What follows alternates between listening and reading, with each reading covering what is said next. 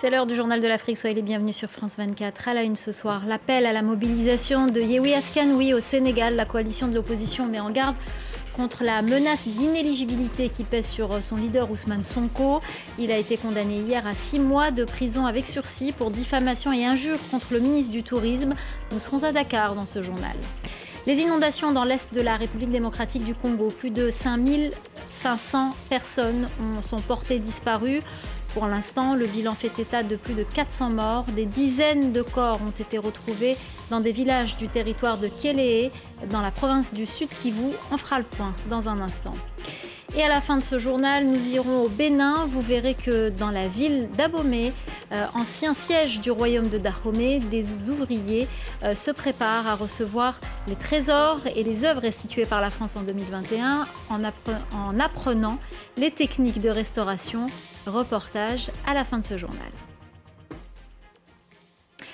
On commence donc par la réaction de Yewwi Askanoui au lendemain de la condamnation de son leader Ousmane Sonko à 6 mois de prison avec sursis pour diffamation et injure. La coalition d'opposition sénégalaise met en garde contre la menace d'inéligibilité pesant sur lui pour la présidentielle de 2024. Les précisions à Dakar, Deli Mandao. L'inéligibilité ou pas d'Ousmane Sonko pour la prochaine élection présidentielle n'est pas encore tranchée. Beaucoup de juristes aujourd'hui ne sont même pas d'accord sur les articles du code pénal qui pourraient conduire à cela. Et il faudrait déjà qu'il y ait une condamnation définitive pour qu'on puisse envisager une non-participation du leader du parti PASTEF les Patriotes pour la prochaine élection présidentielle. Mais du côté des leaders de la coalition d'opposition Yewwi Askanoui qui tenait un point de presse tout à l'heure, c'est sans équivoque. Pour eux, le président Macky Sall, l'exécutif veut tout faire pour empêcher au chef du parti PASTEF de participer à la prochaine élection présidentielle. Je vous propose d'écouter Malick Gakou, un des leaders de la coalition d'opposition Yewwi Askanoui. Empêcher au président Sonko de participer à l'élection présidentielle, c'est empêcher au président Sonko de matérialiser l'énorme espoir que des centaines de milliers de Sénégalais ont en sa personne et à son projet. Selon le porte-parole du gouvernement, la justice sénégalaise se porte bien. Je vous propose d'écouter Abdou Karim Fofana. Notre justice fonctionne. Les hommes politiques continueront à aboyer par-ci par-là, mais nous avons un système qui tient la route, qui fonctionne comme il faut et qui ne subit pas de pression politique, que ce soit du pouvoir, de l'opposition. Ousmane Sonko sera jugé dans une autre affaire, cette fois de viol. Ce sera le 14 mai prochain. Les habitants du territoire de Kéléé, dans le sud Kivu, continuent à retrouver des corps après les inondations meurtrières survenues la semaine dernière. Des glissements de terrain et des coulées de boue ont emporté des centaines de personnes. Le bilan fait état de plus de 400 morts, mais il y aurait plus de 5500 personnes portées disparues. Le récit de Marc Pope. Sur les bords du lac Kivu, les secouristes continuent de creuser pour retrouver des survivants. Mais 5 jours après les violentes inondations et les glissements de terrain qui ont frappé l'est de la République démocratique du Congo, l'espoir de retrouver les plus de 5000 disparus diminue. On serait très heureux de retrouver des personnes avec la vie, mais ce ce n'est pas le cas. Les rescapés ont une maladie de traumatisme. Ils sont trop traumatisés comme nous-mêmes ici. Et vous connaissez une personne traumatisée qui n'est pas accompagnée psychologiquement, c'est plus que la mort. Le gouvernement a fait acheminer par bateau des dizaines de cercueils pour mettre fin aux enterrements des victimes dans des fosses communes. Un maigre soutien aux familles qui ont tout perdu. Nous avons peur car toute notre famille est décimée. Nous avons perdu nos grands-parents, nos tantes, nos oncles. Nous n'avons plus de maison. On vit comme des vagabonds. Voilà où j'habitais. C'est là que notre maison a été emportée. Mon mari est mort. Il était de garde. Il était policier et a été emporté. Une délégation gouvernementale est arrivée lundi soir dans la région pour apporter de la nourriture et des tentes aux survivants. Kinshasa a décrété une journée de deuil national. 25e jour consécutif de combat à Khartoum et dans le reste du Soudan. L'exode des civils s'est accéléré avec plus de 700 000 personnes déplacées, 2 fois plus qu'il y a une semaine selon l'ONU. Le conflit a déjà fait plus de 750 morts et 5 000 blessés. Il y a des déplacés, mais aussi ceux qui parviennent à quitter le pays pour se réfugier chez les voisins. Au moins 150 000 personnes ont fui le Soudan depuis le début des combats. Environ 30 000 personnes ont déjà franchi la frontière tchadienne. Le récit de Caroline Lambolé avec les images de notre correspondant au Tchad, Mamadou Djitambey. Quelques affaires empilées sur le dos d'un âne. Ces personnes viennent d'arriver du Darfour Ouest. Beaucoup sont originaires de Tendelti, une petite ville située à une vingtaine de kilomètres de la frontière. Elle raconte avoir été attaquée par des hommes armés. L'armée régulière aurait pris la fuite. De nombreuses maisons ont été brûlées. Les habitants ont eu peur et ont décidé de fuir. La guerre à Khartoum a créé un climat d'insécurité généralisé. Aucun endroit n'est véritablement sûr. C'est pourquoi nous sommes partis. Avec la capitale Khartoum, le Darfour Ouest est l'une des régions les plus touchées depuis le début des combats entre l'armée et les paramilitaires des forces de soutien rapide. Selon les Nations Unies, près de 200 personnes ont été tuées dans cet État au cours des 2 dernières semaines. Vendredi, le gouverneur du Darfour Ouest a accusé les FSR d'avoir endommagé des bâtiments du gouvernement. Les FSR auraient aussi mis le feu à plus de 10 abris de déplacés et pillé des maisons et des magasins. Chaque jour, des centaines voire des milliers de personnes affluent vers la frontière avec le Tchad. L'agence de l'ONU pour les réfugiés tente de reloger toutes ces personnes dans un rayon de 50 km, suffisamment loin pour garantir leur sûreté et assez près pour leur venir en aide. Si nous n'agissons pas maintenant, il sera trop tard. La saison des pluies arrive dans quelques semaines et si nous n'apportons aucune aide à la population, la route sera bloquée et tous les réfugiés ici seront coincés. Au moins 150 000 personnes ont déjà fui le Soudan. Au Burkina Faso, le fonds de soutien patriotique lancé par le gouvernement pour lutter contre le terrorisme est au cœur d'une polémique. Les prélèvements de taxes sur des produits comme les cigarettes ou le carburant pour financer l'effort de guerre a entraîné l'augmentation de prix de produits de grande consommation, une augmentation qui s'ajoute à une forte inflation. Les explications à Abidjan d'Ange Nomenio. Pour alimenter ce fonds de 100 milliards de francs CFA, l'État a mis en place une taxe sur certains produits de consommation. Un effort de guerre selon le gouvernement, mais qui suscite de vives réactions au sein de l'opinion publique. Certains Burkinabés ont décidé d'interpeller l'État puisqu'ils estiment que ces augmentations ne font qu'aggraver le coût de la vie déjà trop élevé dans le pays. Cette fois encore, hélas, on impose à une population qui souffre déjà le martyre, qui ploie sous la charge de nouvelles taxes sur des produits de grande consommation. Donc, cette nouvelle augmentation des taxes sur les produits de grande consommation vient malheureusement pour renchérir, aggraver la situation difficile déjà des consommateurs burkinabés qui n'en peuvent plus. En février dernier, le taux d'inflation avait enregistré une hausse de 6,1% par rapport à 2022 selon des statistiques officielles. Pour rassurer la population, le gouvernement burkinabé indique qu'il n'y aura pas d'autres taxes en plus de celles déjà actées par le projet de loi. Jusqu'à présent, seulement 10 milliards de francs CFA ont été récoltés, un décompte loin de satisfaire le gouvernement burkinabé.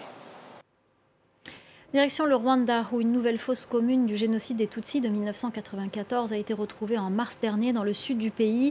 Plus de 1100 corps ont été découverts. Il s'agit du plus grand charnier retrouvé dans le pays depuis 2020. Reportage de Clément Diroma. Ces villageois viennent de trouver les premiers ossements de la journée. Depuis un mois, ils sont des centaines à chercher les corps des Tutsis tués en 1994 par des miliciens Hutus lors du génocide. Voilà les preuves. Ce sont des cordes qu'on utilisait pour attacher les bras et les jambes des victimes avant de les tuer. Les restes de plus de 1100 personnes ont été retrouvés dans ce champ à Mibirizi, un village au sud du Rwanda. Il y a 29 ans, au moins 14 000 Tutsis sont massacrés autour de l'église où ils s'étaient réfugiés. Pour ce survivant qui a perdu toute sa famille, la découverte des corps est une bonne chose. Je suis soulagé de récupérer ces dépouilles qui ne sont pas bien enterrées pour ensuite les placer dans un mémorial où elles seront respectées. Les autorités rwandaises enquêtent pour comprendre pourquoi l'existence d'un tel charnier n'était pas encore connue de tous. Depuis 1994, les victimes ont été retrouvées par centaines de milliers dans le pays.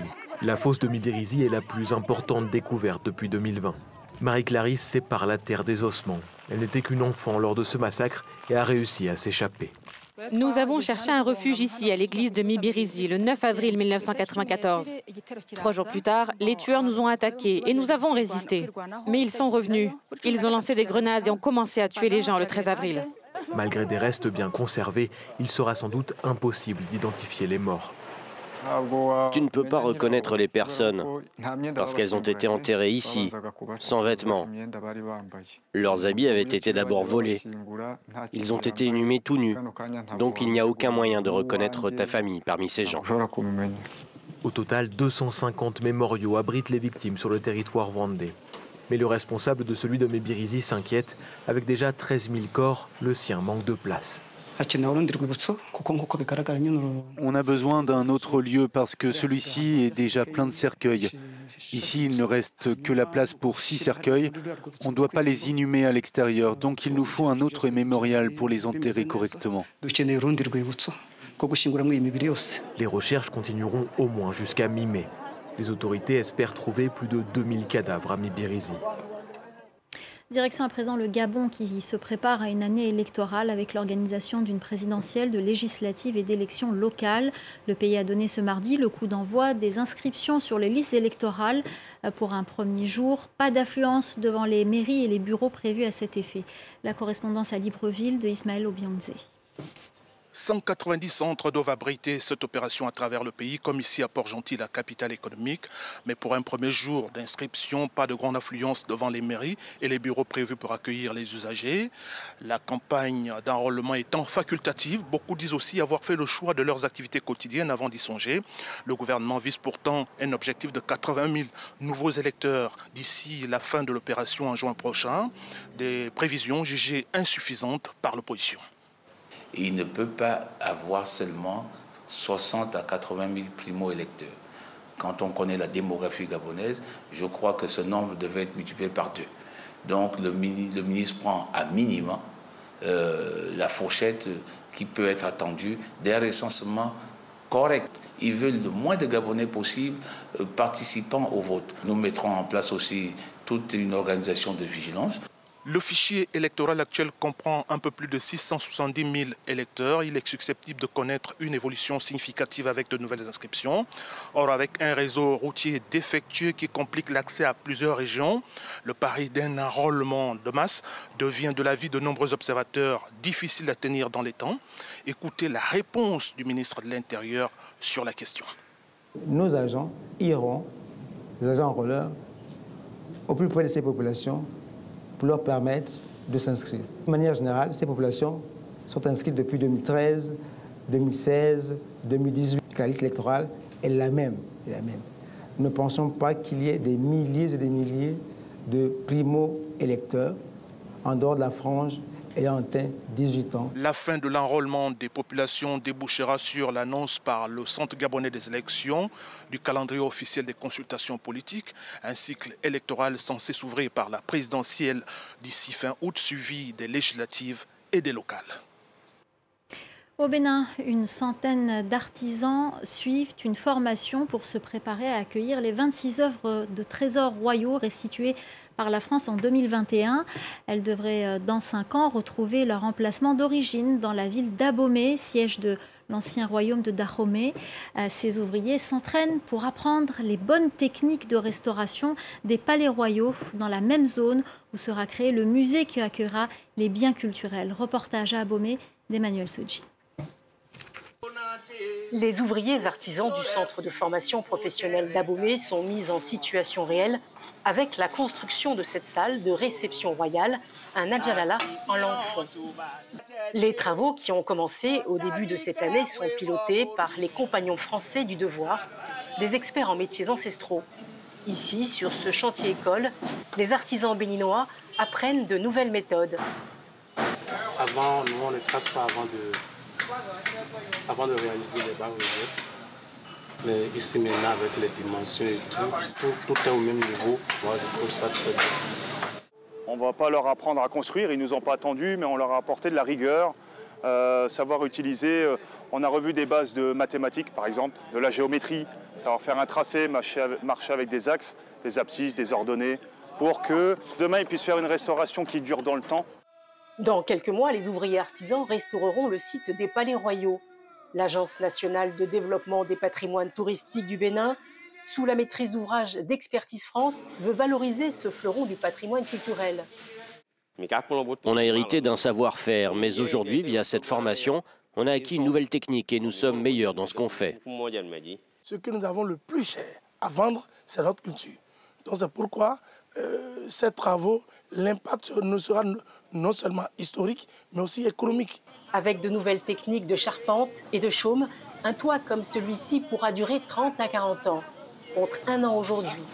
L'ensemble du projet de restauration des Palais Royaux et de la création du musée est estimé à près de 45 millions d'euros. Près de 78% de ce montant est financé par l'Agence française de développement sous forme de prêts et de dons et 22% par le Bénin. Voilà, c'est la fin du Journal de l'Afrique. Merci aux équipes en régie, merci à notre chef d'édition Célia Caracena, merci à nos correspondants sans qui ce journal ne pourrait se faire. Et merci à vous de nous être fidèles. Restez avec nous, l'info continue sur France 24.